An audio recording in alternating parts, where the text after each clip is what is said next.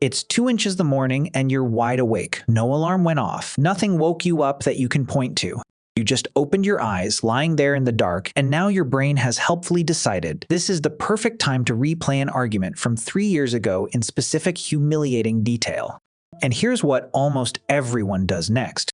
They panic quietly about the fact that they're awake at all. They check the time, do the math on how many hours of sleep they have left, and start treating this moment like a malfunction. Evidence that something is wrong with them specifically, that their sleep is broken in a way healthy sleep supposedly isn't.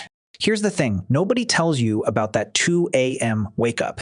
For the overwhelming majority of human history, that wasn't a malfunction, it was the schedule. The 8-hour uninterrupted block of sleep that you've been taught your entire life is the healthy, natural, correct way for a human body to sleep is by the standards of almost the entire span of human existence. Genuinely unusual.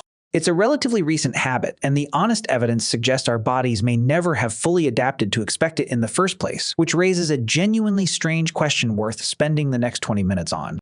What did human sleep actually look like before? Electric light rewrote the rules and is your 2 a.m.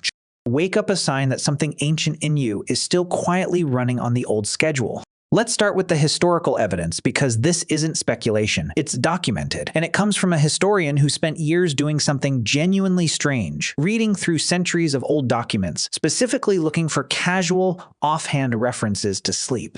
Historian Roger Ekirch, working at Virginia Tech, spent over a decade combing through diaries, court records, medical texts, and literature from medieval and early modern Europe, and found something that had been sitting in plain sight the entire time, hiding in plain language nobody had thought to examine closely.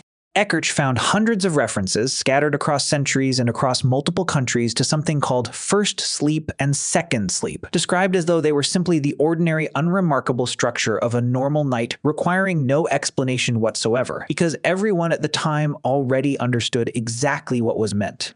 The pattern these documents describe goes something like this. People went to bed shortly after dusk since there wasn't much else to do once it got dark and artificial lighting was expensive, dim, and often dangerous to leave burning unattended. They'd sleep for roughly 4 hours, this was first sleep, and then wake up naturally in the middle of the night for a period lasting anywhere from 1 to a few hours. This waking period wasn't treated as a problem to solve or a disorder to medicate. It was simply a normal, expected part of the night, and people used it for all sorts of ordinary purposes. Prayer for religious people, specifically instructed by some clergy, to use this time for quiet meditation. Conversation with a bed partner, reflecting on dreams while they were still fresh, getting up briefly to check on animals, tend a fire, or visit a neighbor. Some medical texts from the period even specifically recommended this waking window as an ideal time for conceiving children, on the theory that people were more rested and relaxed than they'd been at the start of the night and less exhausted than they'd become morning. After this waking period, people would settle back down for second sleep, lasting until dawn. The night wasn't one unbroken block, it was 2 segments, with an expected, unremarkable gap right in the middle. Here's the detail that makes this genuinely convincing rather than just an interesting historical curiosity, because it's one thing to find scattered references, and another thing entirely to find them everywhere, unremarked upon, treated as common knowledge. Ekirch found these references embedded so casually across so many different kinds of documents, legal depositions describing what someone was doing during their first sleep when a crime occurred, medical advice literature, personal letters, that the language itself is the strongest evidence. Legal deposit. Nobody explains what first and second sleep are, the way you'd explain an unfamiliar concept to a reader who might not know it. They're referenced the way you'd reference breakfast or lunch terms, so ordinary and universally understood within the culture that defining them would have seemed genuinely bizarre to the people writing them down. So here's the obvious next question, and it's the one that actually connects this historical curiosity directly back to your own body. Is this pattern something that only existed because of specific cultural habits in early modern Europe? Essentially, an arbitrary lifestyle choice of a particular time and place, or is there something genuinely biological underneath it? Something that would show up again if you simply removed the modern conditions that suppress it? And this is where a researcher named Thomas Ware, working at the National Institute of Mental Health in the early 1990s, ran one of the more genuinely fascinating experiments in the entire field of sleep science to try to answer exactly that question. Ver took a group of study participants, and for a period of about a month, kept them in an environment with 14 hours of darkness each night, deliberately mimicking the much longer natural nights of a European winter before electric lighting existed, rather than the shorter artificially lit nights modern people are used to regardless of season. No screens, no reading lights, no external time cues, at night at all. And within a few weeks, something remarkable happened. Participants' sleep spontaneously reorganized itself almost entirely on its own into two distinct segments, separated by a period of quiet wakefulness in the middle of the night, lasting roughly an hour to an hour and a half, closely mirroring the exact first sleep and second sleep pattern Ekirch had found scattered across centuries of historical documents.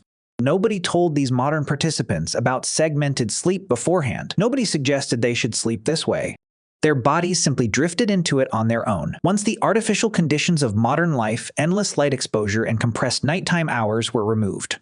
Even more interesting, Ver's participants described the waking period between segments not as frustrating or stressful, but as calm, and in some cases described experiencing a genuinely unusual, meditative, almost restful quality of wakefulness during that middle-of-the-night window. Some participants reporting measurably elevated levels of prolactin, a hormone associated with relaxation and calm during this period specifically, which suggests the biological system underlying this pattern isn't just tolerating the interruption. It may be actively producing a distinct physiological state, specifically designed for that waking window, a kind of built-in, purpose-built, relaxed wakefulness that modern life has essentially deleted the opportunity to ever experience.